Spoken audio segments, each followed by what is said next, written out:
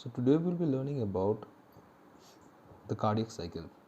The cardiac cycle is actually the total cyclic way the muscles of the heart they contract and relax, resulting in flow of the blood through the entire body. Now, if you remember, then this side, this right auricle, they receive blood from the veins, isn't it, vena cava, and then the vena cava for after depositing the entire blood here, the atrium, the right atrium, they push the blood into the right ventricle, isn't it? Within when in the right ventricle, this blood they are then pushed by the right ventricle through the pulmonary arteries, okay, and they are then transferred to the lungs, both sides, isn't it? The two lungs. Now there in the lungs, after the blood getting oxygenated, means rich with oxygen, it comes back to the heart into the left auricle, okay, via the pulmonary veins. All the pulmonary veins, they bring the blood there. All right, so all this blood, when it comes to the left auricle, the left auricle pushes the blood into the left ventricle, and then through the left ventricle the blood is being pushed through the entire body via the aorta, isn't it? Aorta pushes it to the entire body. Now when this is happening, it doesn't mean that this contract first, sending it here, then the blood goes there, then this contract, then this it comes here, then like that from here it is actually going to the entire body part. It never happens like that. What actually happen is both the atrium contract at the same time, then both the ventricle will contract at the same time. That means at the same moment there are deoxygenated blood and the oxygenated blood, both the things are present in the heart at the same time, and they are pushed to their designated location at the same time.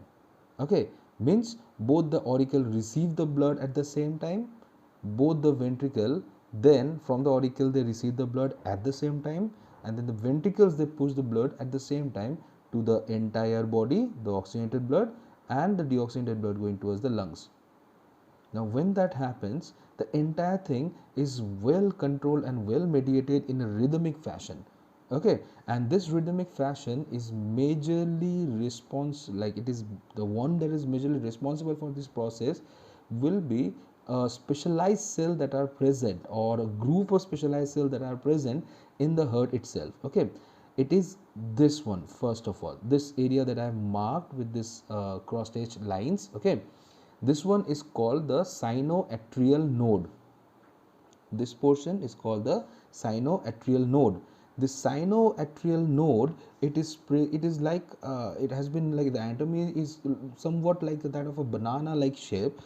Not joking, but yeah, it is actually a banana like shape, small one, a few millimeters, like it around 10 millimeters in length maximum, okay, and it is present through this entire this top section of the right auricle, and right there it initiates the process of depolarization. Now here the thing, the muscles of the heart, as I said, the cardiac muscles are slightly different than that of the like normal other muscles of the body, the skeletal or the smooth.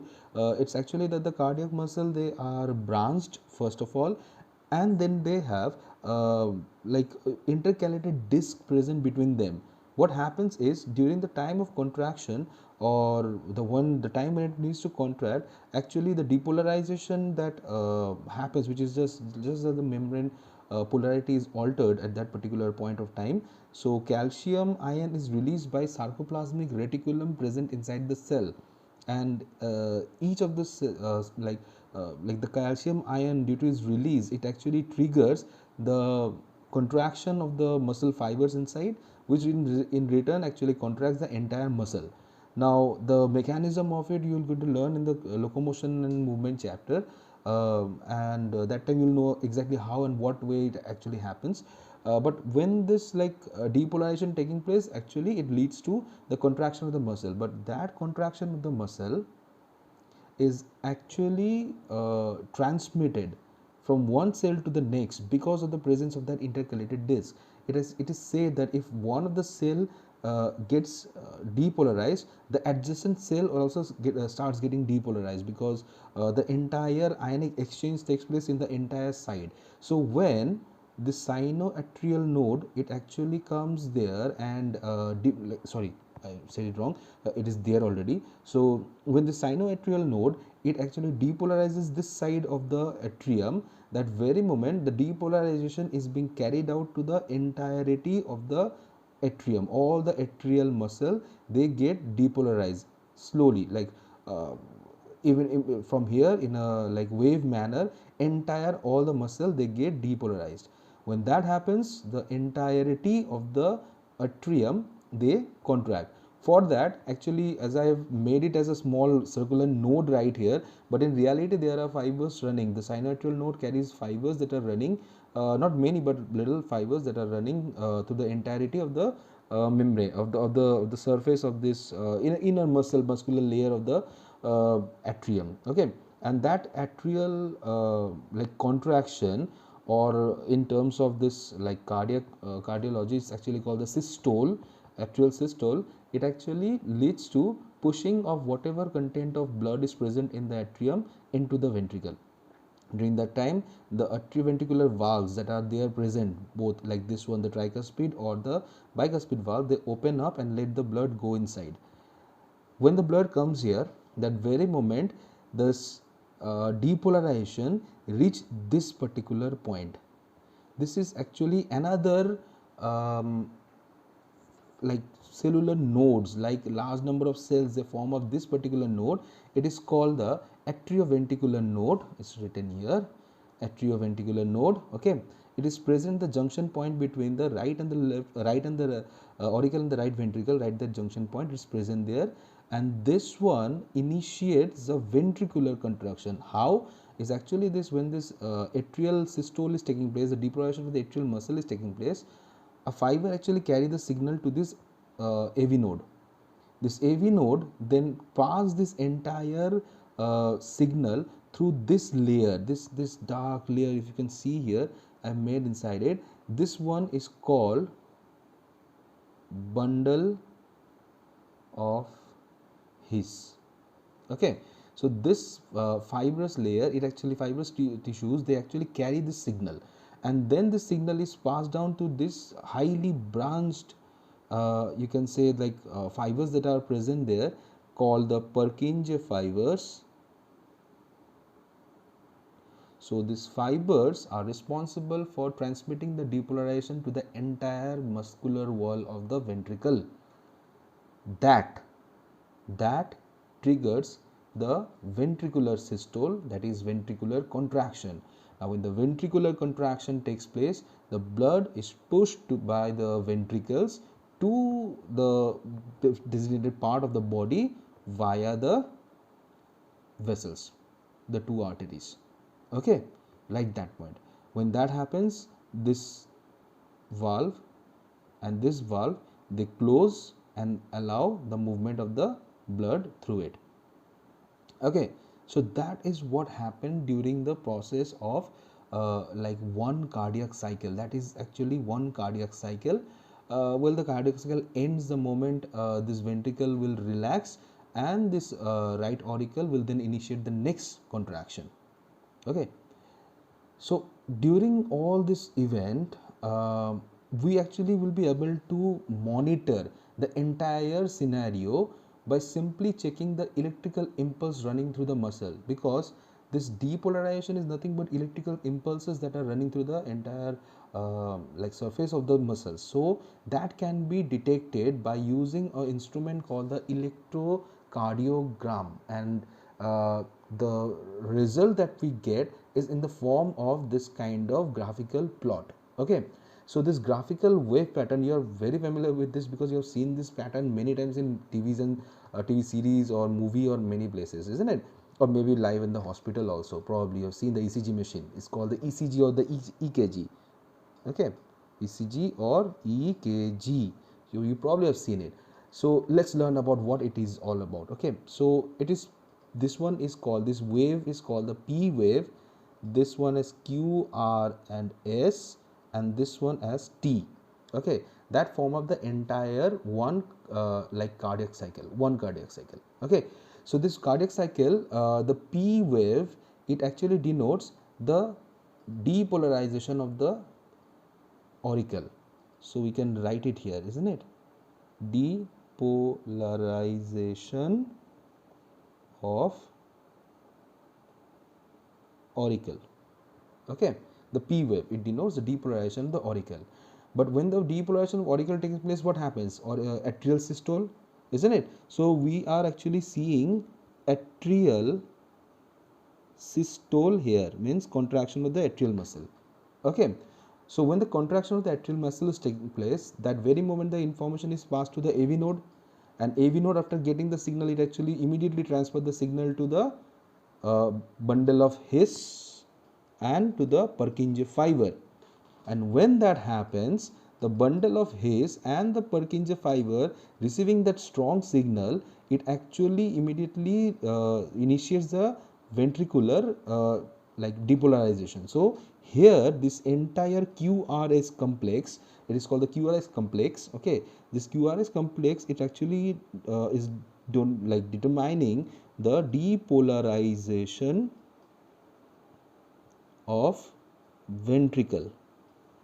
Okay, see the drop, the avian receiving the signal, passing it through the bundle of His, it actually shows a small drop in the electrostatic reading and all. Okay, and that very moment, immediately when the entire big muscles of the ventricles, they get depolarized, that creates a very strong signal. So you get a very high peak of the R, and then finally it actually comes back to the normal state. Okay, actually not till the normal state is still not achieved, but that depolarization is already over, so the contraction is taking place. That very moment you see the S wave right there. Okay, another fall in the value. So this section, again, this section, it is actually showing you the ventricular systole.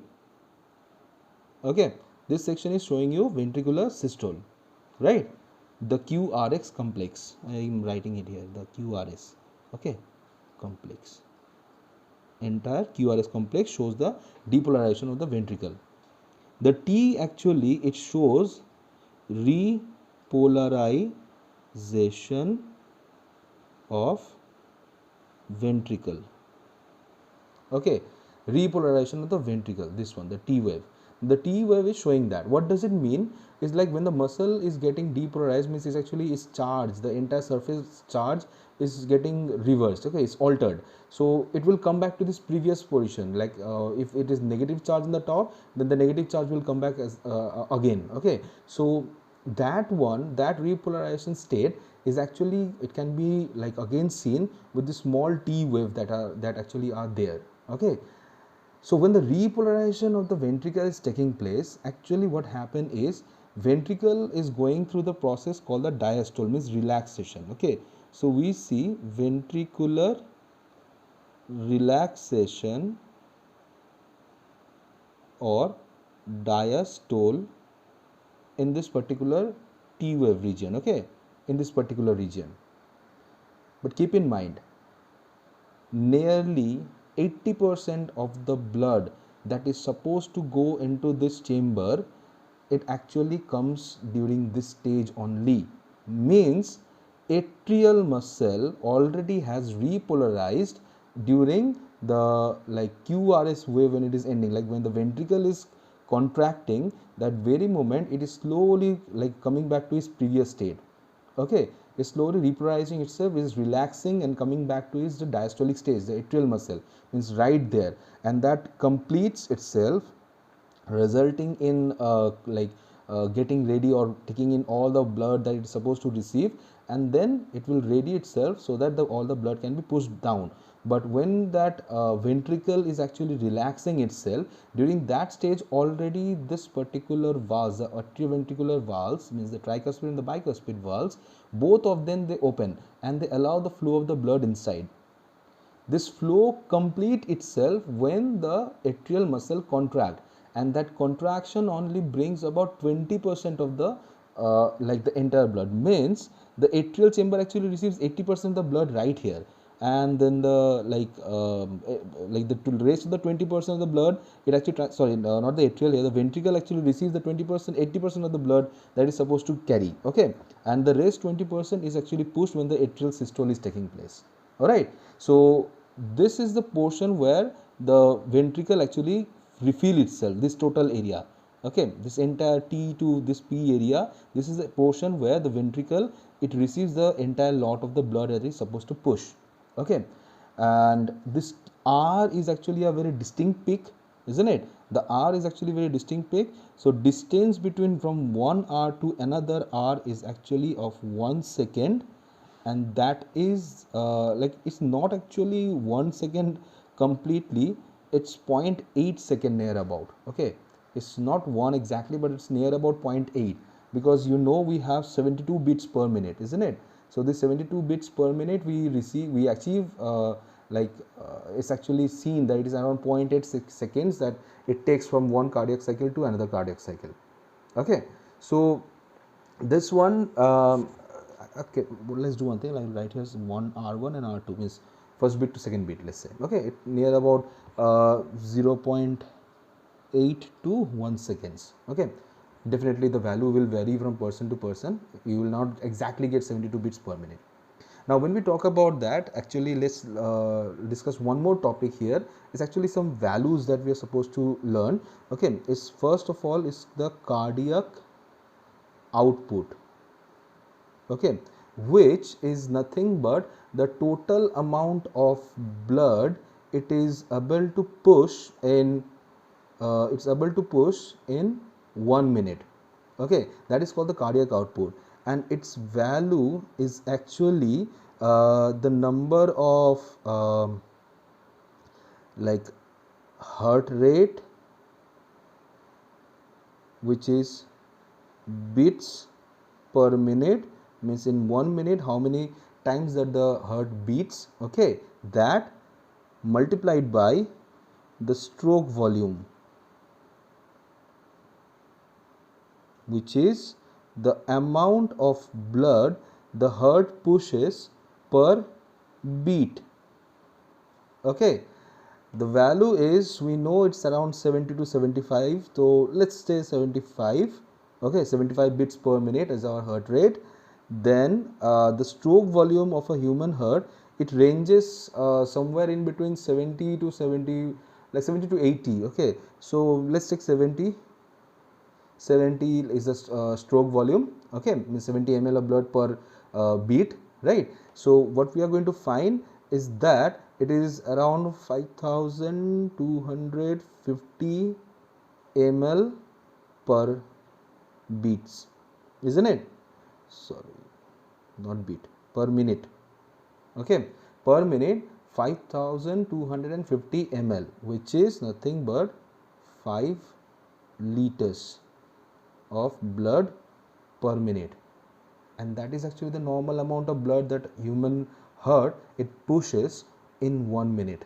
Okay, so value definitely will vary, it will be like in the range of 4 to 6 that we are going to find is the cardiac output. Okay, so like in this one total cycle, that much amount of blood that heart actually move in our entire body. Okay.